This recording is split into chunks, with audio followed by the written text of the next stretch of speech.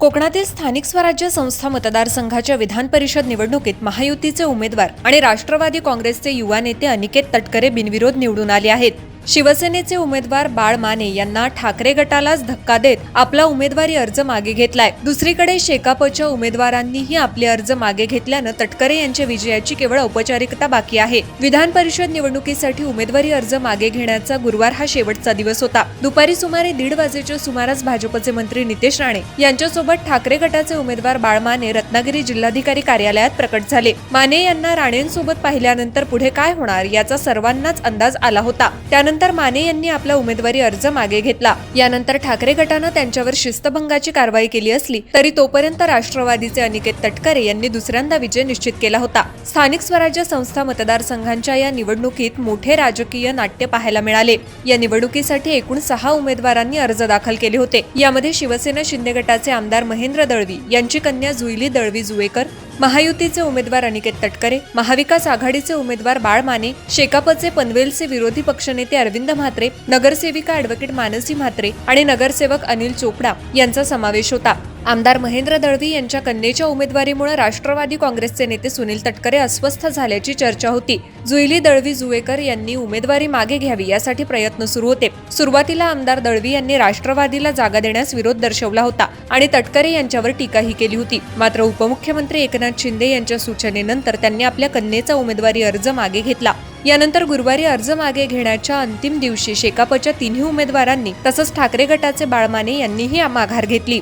माजी आमदार बाळ माने हे पूर्व भाजपचे नेते होते, मात्र रत्नागिरी जिल्ह्यातील बदललेल्या राजकीय समीकरणांनंतर त्यांनी भाजपची साथ सोडून शिवसेना ठाकरे गटात प्रवेश केला होता। उद्धव ठाकरे यांनी त्यांच्यावर विश्वास दाखवत त्यांना या मतदारसंघातून विधान परिषदेची उमेदवारी दिली होती। मात्र नितेश राणे यांच्यासोबत झालेल्या चर्चेनंतर त्यांनी निवडणुकीतून माघार घेतली। उमेदवारी अर्ज मागे घेतल्यानंतर बाळ माने यांनी घोडेबाजार टाळण्यासाठी आपण हा निर्णय घेतला अशी प्रतिक्रिया दिली। एकंदरीत या मतदारसंघात अनिकेत तटकरे यांचा एकमेव अर्ज शिल्लक राहिल्यानं ते बिनविरोध निवडून आले। त्यांच्या विजयाची अधिकृत घोषणा 18 जून रोजी करण्यात येणार आहे। दरम्यान राष्ट्रवादीच्या कार्यकर्त्यांनी गुरुवारीच विजय जल्लोष साजरा केला।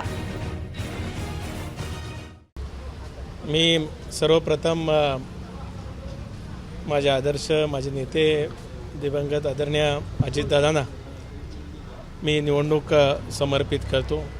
या निमित्ताने राज्याचे लोकप्रिय मुख्यमंत्री देवेंद्रजी असतील, त्याचबरोबर उपमुख्यमंत्री एकनाथराव शिंदे साहेब असतील, आमच्या नेत्या आदरणीय सुनीत्रा काकी असतील, माझे वडील आदरणीय तटकरे साहेब, भारतीय जनता पक्षाचे प्रदेशाध्यक्ष रवींद्रजी चव्हाण साहेब असतील, त्याचबरोबर रत्नागिरीचे पालकमंत्री उदय सामंत साहेब, नितेशजी राणे, आदरणीय भरतशेठ गोगावले साहेब, माझी भगिनी आदितीताई, त्याचबरोबरच भैया सामंत असतील, निलेशजी असतील, सन्मान्य प्रमोदजी जटार साहेब असतील, त्याचबरोबर महेंद्र थोरवे साहेब असतील, रवींद्रजी पाटील साहेब असतील, प्रशांत ठाकूर साहेब असतील, महेश बालडी साहेब असतील, योगेशजी कदम साहेब असतील, शेखर सर असतील, महायुतीच्या सर्वच खासदार साहेब असतील, आमदार साहेब असतील आणि नेते मंडळींचे असतील, मी विशेष आभार मानतो की त्यांच्यामुळे आज मला पुनश्च कोकणाची या ठिकाणी सेवा करण्याची संधी मिळते। साधारणपणे बिनविरोध निवडणूक होईल अशी काही अपेक्षा होती? याच्या वाटाघाटी आधीपासून काही सुरू होतं तुमच्या? त्या सगळं 30 मिनिटं एकाच वेळेला आलं? नाही, तसं काय ह्या बाबतीतलं नव्हतं, कारण माझी उमेदवारीच खरं तर अर्ज भरायच्या अंतिम दिवशी त्या ठिकाणी जाहीर झाली, त्याच्यामुळे असं काहीच अभिप्रेत नव्हतं। पण या निमित्ताने ज्यांनी अर्ज भरलेले होते त्याच्यात सन्मान्य बाळ माने साहेब असतील, जुईली आमची दळवी माझी भगिनी असेल, त्याचबरोबर मानसी म्हात्रे असतील, दुसरे एक सहकारी अरविंदजी म्हात्रे असतील आणि अनिल चोपडा असतील, यांचेसुद्धा आभार मानतो की त्यांनीसुद्धा मनाचा दिलदारपणा या ठिकाणी दाखवला आणि त्यांनी स्वइच्छेने त्या ठिकाणी मला त्या ठिकाणी सेवा करण्याची संधी दिली। मागच्या टर्ममध्ये तुमच्याकडे अक्षय कायम राहिला की तुम्ही फिरलात नाही, प्रश्न जाणून नाही घेतलात, म्हणजे तुम्ही तुमचं दर्शन दुर्लभ होत होतं। यावेळेला यामध्ये अनिकेत तटकरे एक विधान परिषदेचे आमदार म्हणून कोकणचे प्रतिनिधी म्हणून आमदार काही बदल करणार आहे? नाही, निश्चितच आपण म्हणत असाल तशा काय माझ्या त्रुटी असतील त्या जरूर दुरुस्त करण्याचा मी प्रामाणिकपणाने प्रयत्न करीन.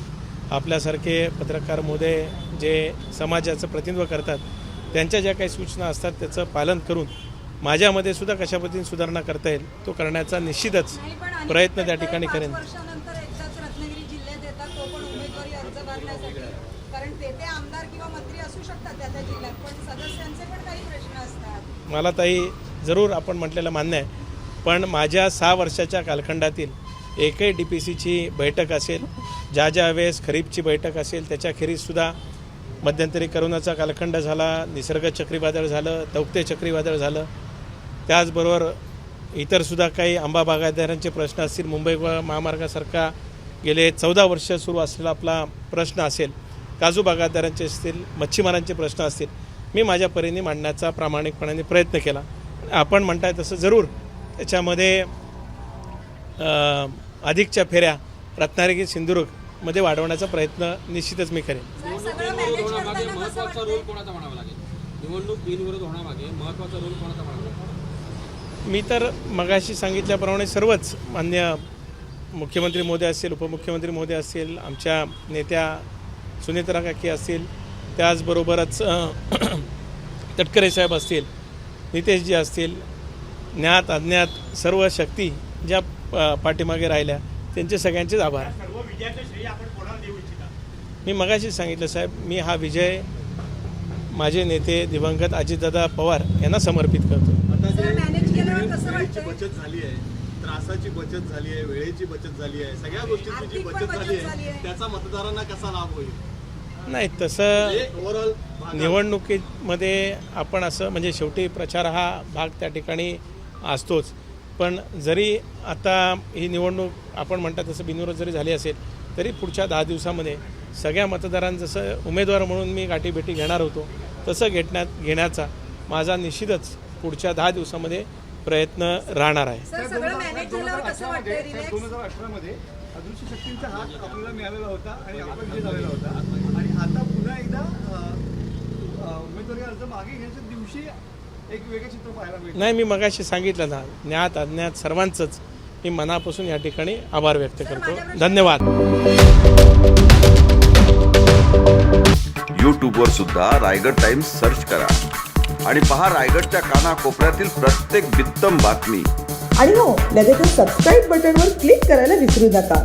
रायगड टाइम्स, आपलं चॅनल, आपला आवाज.